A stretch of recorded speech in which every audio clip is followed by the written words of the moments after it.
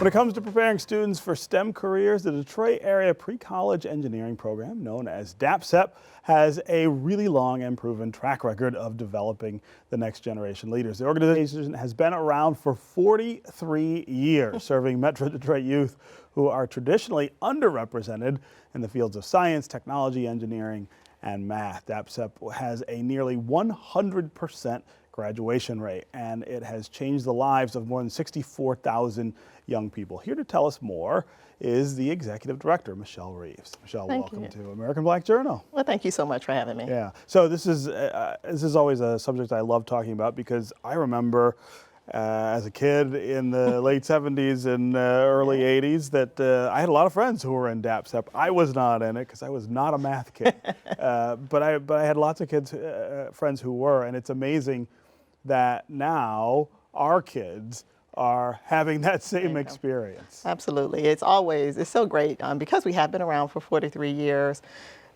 It's really a generational program. We have grandparents that have been in, their children and now their grandchildren have been in the program. Yeah. And so we are just excited to still be able to serve because we know the need is still there. So we've just had to change over the years to ensure that we are still encouraging students in those STEM fields because now it's even more prevalent with technology growing ever so fast and the STEM careers growing at a rapid rate more than non-STEM careers. We want to make sure that our students are prepared and in those positions. Yeah. So talk about what has changed since DAPCEP started and how you've had to adapt the program, I guess, to sort of deal with those changes in terms of the opportunities that kids have, and then also I think the early age at which kids are now expected to be interested in this and know something about it. So when we first started, we started as a summer camp back in 1976, really with high school students, exposing them to engineering careers and engineering discipline. Over the time, of course, we had to expand not just engineering, we had to focus more on the science, technology, engineering and mathematics. And then we have, as we have progressed, we now start as early as 4 years old to provide those exposure points as early as possible because as we know, the earlier you expose, the more comfortable they are in those fields so that they would be prepared for the later years. Yeah. How have the kids changed over that time? So the kids have changed in a few different ways. Yeah. So technology is such a part of their lives, right? So you're not exposing them so much to the technology because they are familiar with it. They know it. They know it. What we're exposing them to is how the workings of that technology, the curriculum that's behind it, the education that's required, and the skills that are required. And so they come with a little bit more knowledge of what they want to do, or they know they love playing games, but they want to figure out how those games work. How's that game work? Right, and how can they be a part of it? And their entrepreneurship is a big part too. Yeah. So students come with not only with that mindset, but now they want to own the game. Right, right. That's right. So, not work for somebody else. Right? Exactly, and so we've had to adapt in that way. So we have constantly expanded our curriculum. In 2020, we have a drone certification program. We have a course in artificial intelligence. Cybersecurity is big. Although the other curriculum, the typical chemistry, biology, those classes are still prevalent. The engineering of all disciplines are still prevalent. The technology piece has taken off the most. Yeah. And when DAPCEP started, of course, there was severe underrepresentation of not just people of color, but also women in these fields. I feel like that's an issue that's still with us. And it's a little better, though. Although we are increasing in numbers, we are still underrepresented as a whole because as more degrees are conferred, more STEM positions are conferred or open, we still are underrepresented.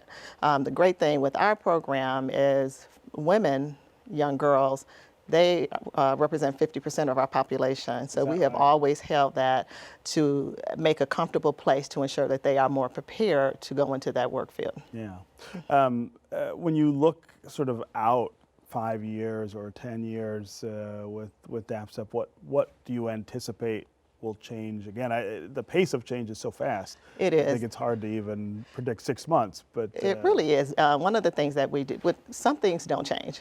We are still preparing students with their critical thinking skills, those analytical skills.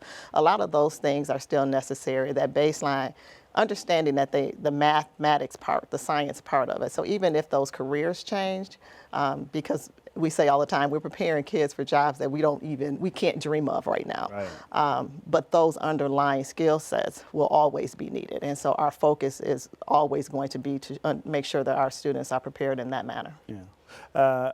You're also the first woman to lead DAPCEP. It's a little late, but it's also an important milestone. Talk about it is.